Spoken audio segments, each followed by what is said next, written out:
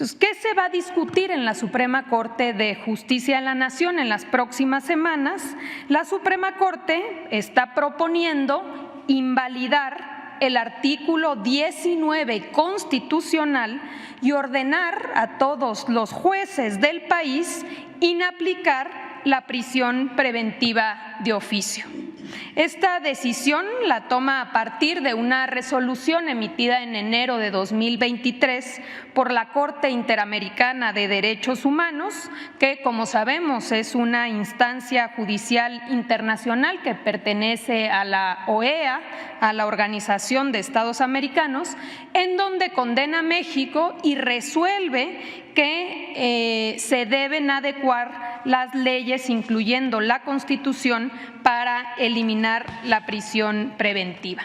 Aunque esta resolución por parte de la Corte Interamericana en realidad obliga a todo el Estado mexicano en su conjunto, la Corte atrajo la sentencia oficiosamente para interpretarla y ordenar unilateralmente cómo México debe darle cumplimiento sin que se tome en cuenta a otras instituciones. Una obvia sería el Congreso de la Unión, quien debería analizar la posibilidad de estas modificaciones.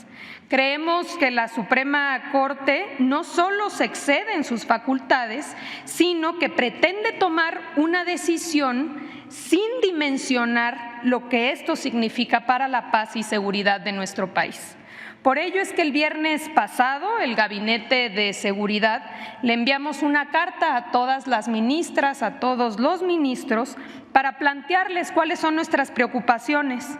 Y de entrada señalamos que esta decisión impactaría a la posible liberación de 68,000 presuntos delincuentes bajo prisión preventiva oficiosa al día de hoy.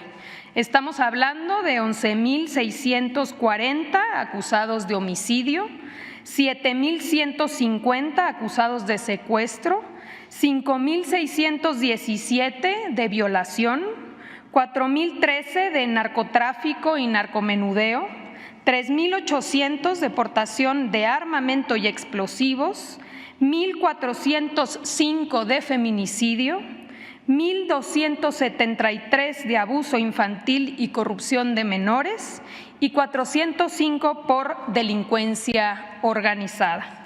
Aquí podemos ver los principales estados que se verían afectados por esta decisión.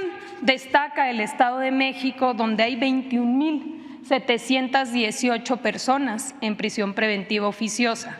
Cabe destacar que el número es tan alto precisamente porque la problemática está vinculada a la enorme tardanza de los propios jueces y de la cantidad de recursos y amparos que hacen que todos estos procesos duren mucho tiempo en resolverse.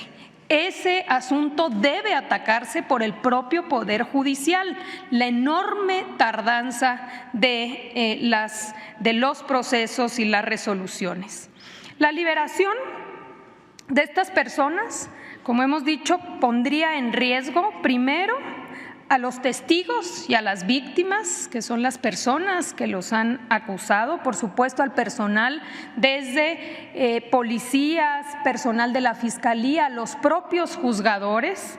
Vemos un riesgo también a la población en su conjunto ante la posibilidad de la comisión de nuevos delitos, a la seguridad nacional, porque se trata de individuos que presuntamente están asociados a grupos del crimen organizado y que cuentan con capacidad económica y operativa, incluso con alto riesgo de darse a la fuga. Y por supuesto, de manera adicional, estamos viendo con preocupación la carga excesiva que esto significaría tanto para las fiscalías como para los juzgados. Es decir, si de por sí hoy tardan muchísimo tiempo en resolver, esta medida va a aumentar esos tiempos cuando se trata de uno de los orígenes del problema.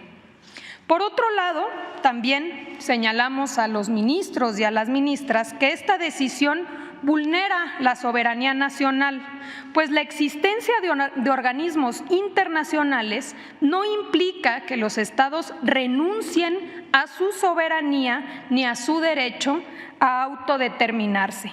En el caso de México, la soberanía nacional reside esencial y originalmente en el pueblo y se ejerce a través de los poderes del Estado y de sus representantes populares conforme al pacto federal que establece nuestra Constitución. Es decir, ningún Estado, gobierno, organismo o tribunal extranjero puede ordenarle a México modificar su Constitución, modificar su régimen político ni su forma de gobierno. Hacerlo sería un acto inadmisible de injerencia. ¿Y a quién le toca defender nuestra Constitución? Precisamente a la Suprema Corte de Justicia de la Nación. Porque aunque la Constitución y los tratados internacionales de derechos humanos tienen la misma jerarquía y deben interpretarse todos de manera armónica, cuando una norma internacional se opone a una norma constitucional, debe prevalecer siempre nuestra Constitución. Este ha sido el criterio que se ha tomado por la propia Corte en anteriores ocasiones e incluso el ministro ponente, el ministro Pardo, ha interpretado de esta manera y es quien hoy está proponiendo invalidar este artículo constitucional.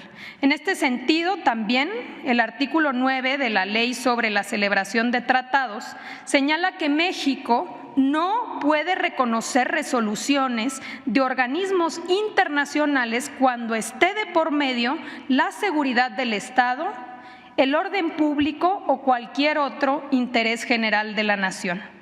Finalmente, la Suprema Corte se excede al anular una disposición constitucional cuando la única facultada para reformar o para eliminar un artículo de la Constitución es el Congreso de la Unión a través de los diputados y los senadores con 2/3 partes con la ratificación de la mayoría de los congresos locales.